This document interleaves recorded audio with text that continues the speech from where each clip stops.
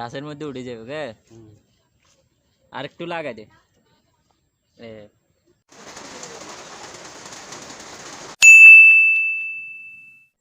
ভাই বৃষ্টি আর বন্যা এই দুইটা জিনিস মনে হয় না এই বছর আর আমাদের কপাল থেকে যাইব। কি কারণে বলতেছি এই কথাটা, কারণ আজকে অনেক দিন হয়েছে আমাদের এলাকায় বন্যা হয়েছে, কিন্তু পানি আপনার একটু কমতেছে না। আর যা একটু কমতেছে ওইটাও একটু পরে বৃষ্টি আসি, এরপরে আবার আগের জায়গায় পানি চলে আসতেছে।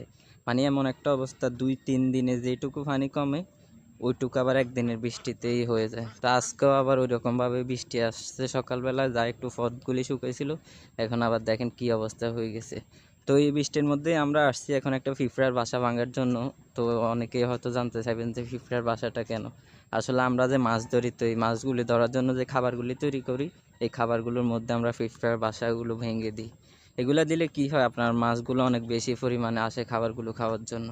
আর এই পিঁপড়ার ডিমগুলি কিন্তু আমরা গাছের মধ্যে উঠে পারবো না, কারণ একটু আগে বৃষ্টি হয়েছে, এখন গাছের মধ্যে উঠে এগুলো পারলে প্রচণ্ড পরিমাণে রিস্ক থাকে, যার কারণে আমরা নিচে থেকে এগুলো পারবো। এই কারণে আমরা একটা লাঠির মধ্যে তৈরি করে নিতেছিলাম যাতে আমরা এগুলো নিচে থেকে পারতে পারি। তো আমরা কিন্তু একটা বাসা অলরেডি পারতেছি, এটার মধ্যে আশা করি ডিম হবে, কারণ এই সময় পিঁপড়া সবগুলি বাসার মধ্যে মোটামুটি ডিম হয়।